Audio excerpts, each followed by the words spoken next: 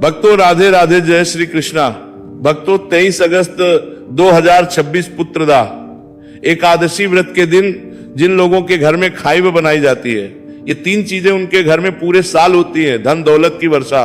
जी हाँ भक्तों, ये श्रावण मास की एकादशी पूरे 101 वर्षों के बाद दुर्लभ संयोग में पड़ने जा रही है, क्योंकि एकादशी भगवान सूर्यदेव जी के सबसे प्रिय दिन रविवार के दिन आ रही है।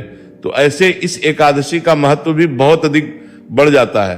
और भक्तों 23 अगस्त पुत्रदा एकादशी व्रत के दिन भले ही कुछ मत खाना, लेकिन ये एक चीज जरूर खा लेना।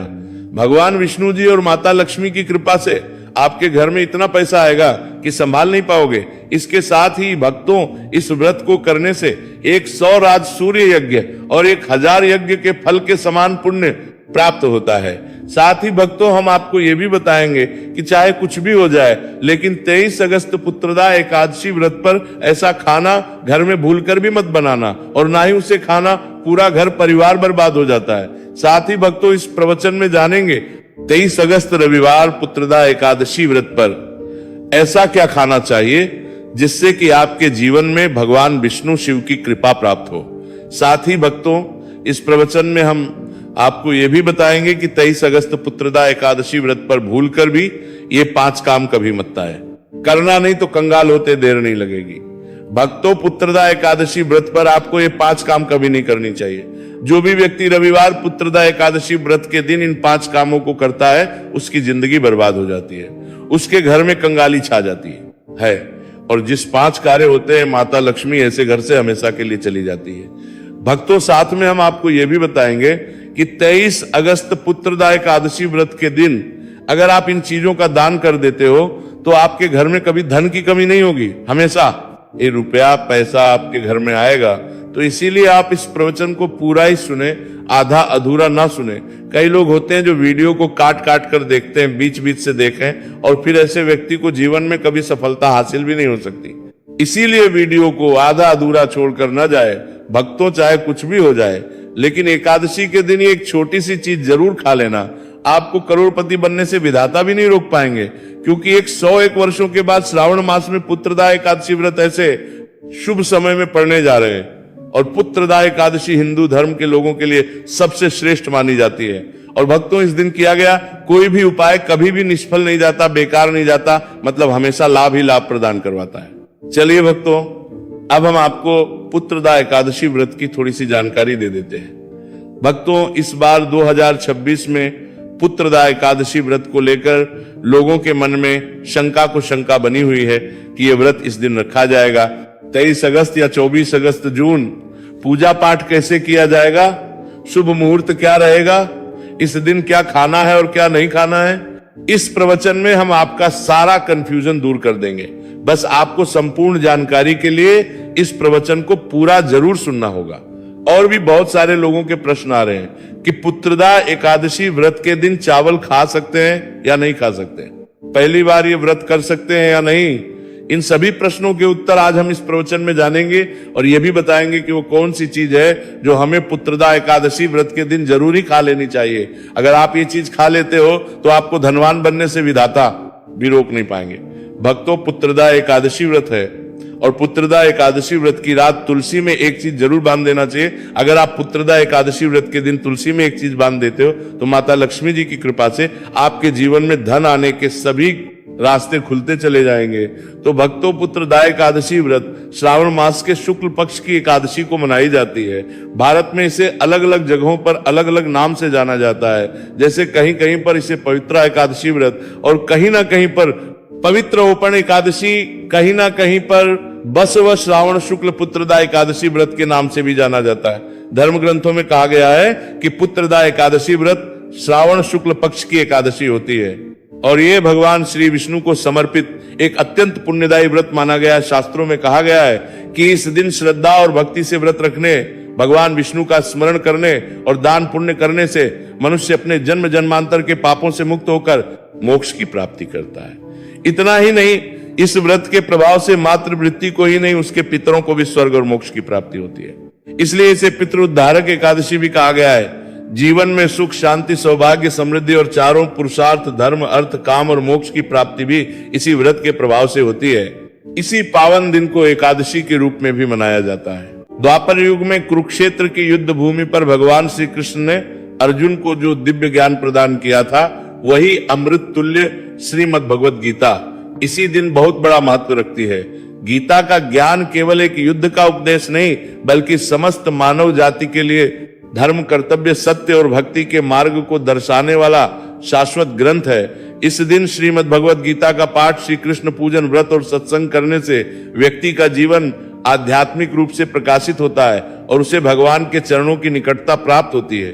धार्मिक के अनुसार पुत्रदा एकादशी व्रत का व्रत आपकी आत्मा पर बोझ नहीं, बल्कि समस्त पापों का श्रवण करने वाला होता है। भक्तों, चलिए सबसे पहले हम आपको बता देते हैं कि पुत्रदा एकादशी व्रत की सही डेट टाइम क्या है।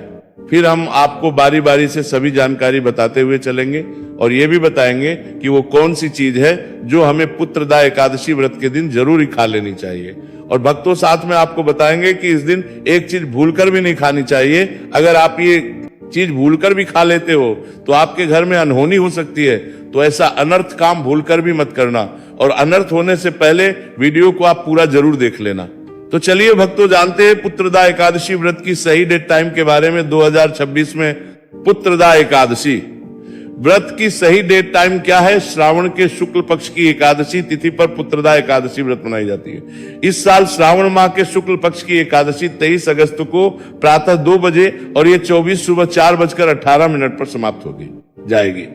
ऐसे में 23 अगस्त को सूर्य के मुख से एकादशी रहेगी और पूरा दिन रहेगी। 23 अगस्त को ही इस एकादशी का व्रत किया जाएगा। दिन रहेगा रविवार का, पूजा के लिए उत्तम चौघड़ी आपको मिल जाएगा। 7:30 से और 11:30 के बीच में आप पूजन कर सकते हैं, मिलता रहेगी। सूर्य के मुख से एकादशी के बाद आ रहेगी तो सूर्य के मुख से एकादशी का व्रत किया जाएगा। तो सूर्य के मुख से एकादशी का व्रत किया जाएगा, है उत्तम रहेगा। बात करें पारण की, तो पारण करेंगे आप सोमवार के दिन, लेकिन इस बार पारण देर से होगा क्योंकि हरिवासन का समय बड़े ही देर से समाप्त हो रहा है। सर्वोत्तम रहेगा 2 बजे से 4 बजे के बीच में। यदि किसी के लिए इतना भूखे रह पाना संभव ना हो तो आप 10:30 बजे के बाद पारण कर सकते हैं। चलिए भक्तों, अब हम पुत्रदा एकादशी की सरल पूजा विधि और शुभ मुहूर्त के बारे में जान लेते हैं। इस दिन को सही तरीके से और श्रद्धा के साथ मनाने के लिए सबसे पहले आपको सूर्योदय से पहले ब्रह्म मुहूर्त में उठना है।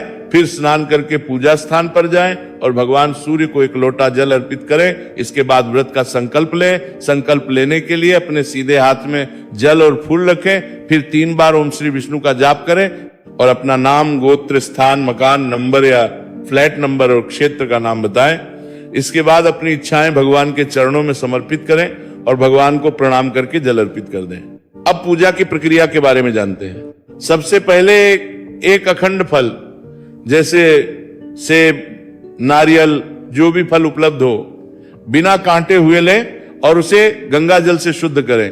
फिर भगवान श्री विष्णु की तस्वीर या मूर्ति रखें। अगर आपके पास मौली, पान, सुपारी, लौंग, इलायची या पान का पत्ता हो तो उन्हें भी सजा कर रखें। अब भगवान को बुलाने की प्रक्रिया, जिसे प्राण प्रतिष्ठा कहते हैं, इसके लिए भगवान की तस्वीर को स्थापित करके उस स्थान का शुद्धिकरण करें।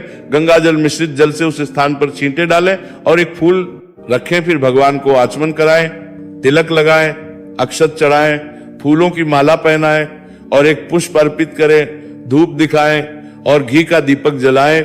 ध्यान रखें कि दीपक को उठाना नहीं है, दीपक को जहां रखा है वहां चावल या फूलों का आसन बना लें और फिर दीपक रखें। आप भगवान को नैवेद्य के रूप में जो भी मिठाई आपके पास हो वहां अर्पित करें। अगर मिठाई नहीं है तो मिश्री के दाने चढ़ा सकते हैं, लेकिन बिना कटा हुआ फल भगवान को जरूर अर्पित करें। फिर भगवान के सामने हाथ जोड़कर 108 बार ओम नमो भगवते वासुदेवाय मंत्र का जाप करें। अपनी मनोकामना की पूर्ति के लिए एक पान का बीड़ा तैयार करें।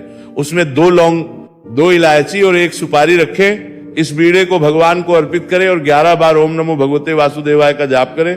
फिर अपनी इच्छा के समक्ष व्यक्त करें। यदि आप धन की प्राप्ति के लिए पूजा कर रहे हैं तो भगवान से धन का आशीर्वाद प्राप्त करें। अब पुत्रदा एकादशी की कथा सुने या उसका पाठ करें और फिर भगवान की आरती करें। अंत में फल का भोग अर्पित करें और प्रसाद को सभी में वितरित करें। इस दिन अन्न का सेवन ना करें, यह व्रत का सबसे बड़ा नियम है। चलिए भक्तों, अब हम जान लेते हैं कि पुत्रदा एकादशी व्रत के दिन क्या ना करें। देखिए भक्तों, पहली बात, पुत्रदा एकादशी व्रत के दिन व्यक्ति को किसी भी प्रकार के विवाद तन झगड़े से बचना चाहिए। इस दिन किसी से वाद विवाद करना या मानसिक अशांति लाना व्रत का उल्लंघन हो सकता है। ऐसे व्यक्ति को इस दिन शांत और संयमित रहना चाहिए और किसी से भी द्वेष या कड़वाहट से बचना चाहिए। साथ ही इस दिन झूठ बोलने से भी बचे, क्योंकि ये व्रत के उद्देश्य के खिलाफ होता है। दूसरी बात, एकादशी के दिन चावल का सेवन नहीं करना चाहिए, क्योंकि धार्मिक मान्यताओं के अनुसार चावल की उत्पत्ति भगवान विष्णु के रोम से मानी जाती है। साथ ही इस दिन बैंगन का सेवन भी वर्जित होता है। तीसरी बात, चावल का सेवन इस दिन नहीं करना चाहिए। एकादशी के दिन चावल का सेवन वर्जित माना जाता है। इसके अलावा इस दिन बाल और नाखून काटने से भी बचना चाहिए, ये व्रत के प्रभाव को कमजोर करना है। चौथी बात, इस दिन जमीन पर सोना चाहिए। ये व्रत के दौरान आत्मनियंत्रण और संयम का प्रतीक होता है।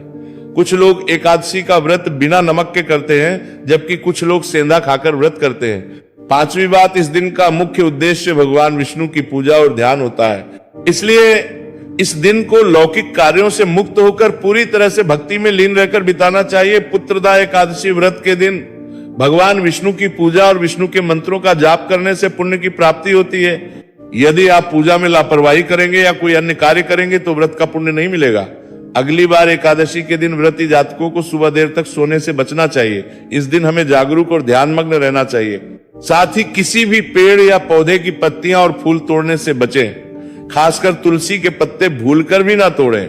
अगर भगवान विष्णु को तुलसी अर्पित करनी है तो एक दिन पहले ही पत्ते तोड़कर रख लें।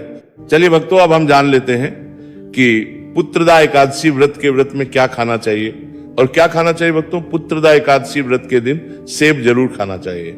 शास्त्रों में बताया जाता है कि भगवान के भोग में सेब आदि जरूर अर्पित किया जाता है। अगर आपका व्रत है तो आपको सेब जरूर खाना चाहिए। केला, पपीता, तरबूज और मीठे अंगूर जरूर खाना चाहिए। इन फलों से व्रतधारी को शक्ति मिलती है और व्रत संपूर्ण हो जाता है। शास्त्रों में बताया जाता है कि पुत्रदा एकादशी व्रत के दिनों में सीताफल जरूर खाना चाहिए। सीताफल खाने से 10 ऐसी बीमारियां हैं जो खत्म मानने वालों का देगा हो जाती है। माना जाता है पुत्रदा एकादशी व्रत के दिनों में सीताफल का घर में प्रवेश होना बड़ा ही शुभ माना गया है। सीताफल खाने से एकादशी का सफल हो जाता है, क्योंकि इसमें माता सीता का आशीर्वाद मिला हुआ होता है। माना जाता है भगवान राम के वनवास के दौरान माता सीता ने यही फल खाया था पुत्रदा एकादशी व्रत के दौरान। इसे जो भी खाता है उसे दुखों का सामना नहीं करना पड़ता। सीताफल आपको जरूर खाना चाहिए। माता सीता प्रसन्न होती है और आशीर्वाद देती है। लेकिन याद रहे, पुत्रदा एकादशी व्रत में बैंगन की सब्जी मत खाना, पाप लगेगा भक्तों। एकादशी व्रत में व्रतधारी को डब्बा बंद लस्सी, डब्बा बंद जूस नहीं पीना चाहिए। उसमें कई केमिकल मिले होते हैं जिसके कारण आपका व्रत टूट सकता है। जब भी आप फलों का जूस पिए तो याद रखें उसमें नमक ना डालें, नहीं तो व्रत टूट जाएगा। साथ ही साथ जूस में बर्फ भी नहीं डालना चाहिए। फलों का सादा जूस पीने से व्रत सफल होता है।